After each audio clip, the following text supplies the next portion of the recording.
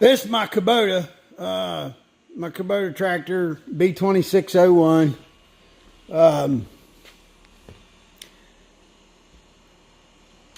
This is the biggest one I could get without any emissions control.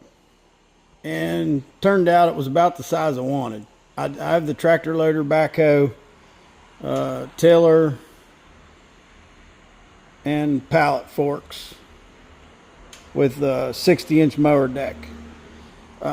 I've been using the loader with the loader bucket and the tiller, and I'm going to be switching back to mowing. But I wanted to talk about something that I've had a little bit of hassle with on this tiller. The way I've got it adjusted where it tills at the depth that I want puts the tines pretty low. So when you set this thing down, you see the base is quite a ways off the ground. It's sitting there on the tines, and when it sits there on the tines and it's not on the machine, it either wants to flop too much over this way or flop too much over that way, and in either position it's virtually impossible to hook it up.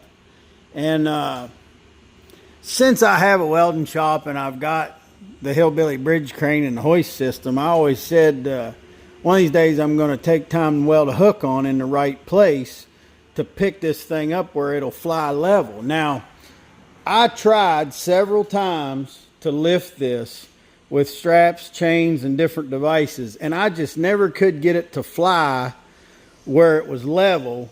I could never get a hold of it very easy in a place that would lift it where it was level and, you know, where it's set right to be put on and off the tractor. And one of the things I want to mention that I'm really surprised about is I didn't really have to make anything to get that. And you don't really have to have a hoist to benefit from it. This tiller is the RTA 1250, and I can tell you what I found out. On the RTA 1250, there's a 1/2-inch bolt in the gearbox right here that, now I did weld a washer on a bolt. You wouldn't have to weld to make this lifting point. That's just a half-inch coarse thread bolt. Any 1/2-13 eyelet could be screwed in here and it would work. And if you got one of them eyelets that doesn't have a bolt head, you'd put a nut on it first, screw it down in, and then tighten the nut to bolt it together. But I'll show you, I'm going to take this off here and I'll show you how that thing flies. It flies just perfect, and you wouldn't necessarily have to have a hoist if you wanted it to fly in the air that way. If you got a barn with rafters in it and a ratchet strap, you could hang this thing, which would, you know, that would even be enough to make it easier to hook up. Anything above you that you could hook a come along, a ratchet strap, whatever on, you know, that might benefit you and make it easier to hook up and disconnect. Now, another thing that I have noticed, when this thing's off, I want to carry it around with my pallet forks, and it's really rough. I even tried putting it on a pallet, and it's rough that way because it wants to flop, flop, flop. I built this gizmo just to hold it, and it's made to lift with my pallet forks.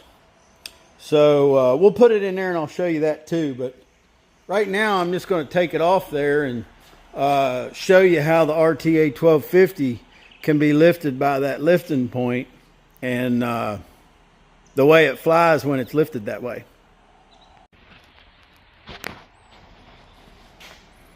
That's what it looks like hanging there on that thing.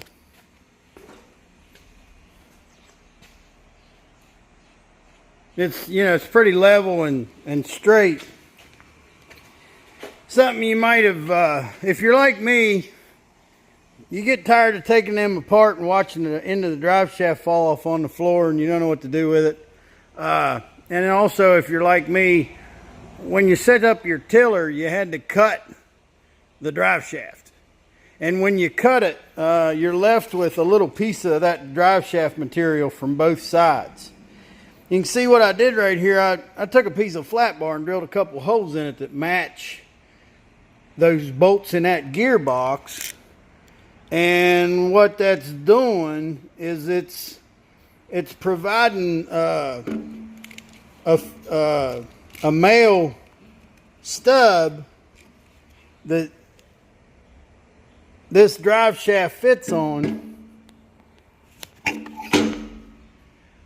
so you can store it there while you got it, you know, put away and you're not using it. I'm gonna take them bars and put them on there too. I think I got the bars a little bit backwards there, but you know, the main thing is that you got everything contained there and you got all your pins. So got all your bars and pins, drive shaft stowed right there. And with this thing on that cradle, it's, you know, it's real stable there. It's not going to flop forward and backward like it does when I lay it down on the tines. So you know, we're ready to pack that thing off with the loader and take it wherever we want to go. I'll put it in the shed that way.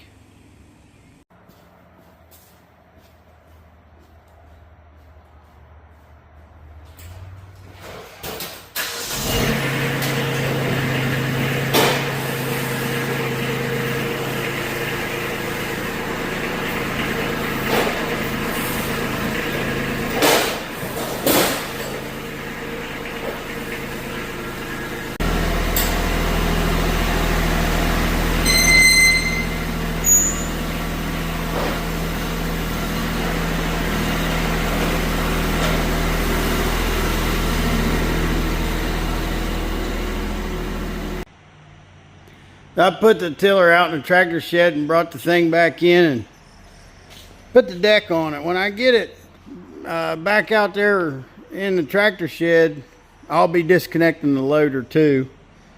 We'll just be mowing with it for a while. So that's it for this. Hope you got something out of it. I'm just going to get a grease gun and grease a few zerks and put her away. I won't turn the camera on myself. I'll save you that because I'm wearing overalls and no shirt.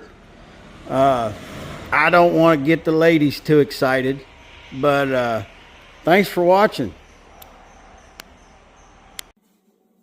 Hey y'all, CB here in the break room at NBS Welding. I'm hollering at you about the NBS Welding t-shirts. We've still got NBS Welding t-shirts with the NBS Welding on the front, big NBS Welding on the back. We have had a lot of orders so far, which a lot for us doesn't take that much, but we got the American flag right here on the sleeve. We do still have t-shirts.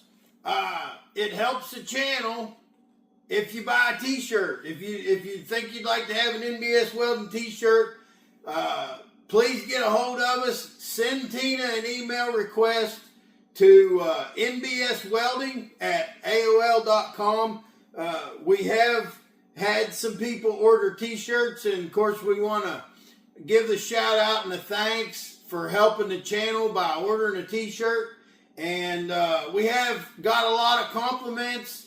These are good quality shirts. People have mentioned that they're good quality shirts. They're comfortable and everybody likes them. Haven't got any complaints at all on the t-shirts that we mailed out. So $25 plus shipping for a t-shirt. And if you send an email request to Tina, nbswelding@aol.com, and she'll figure out where you're at, and she can figure out what it's going to cost to ship it to you, and we'll get it done. All right? So thank you.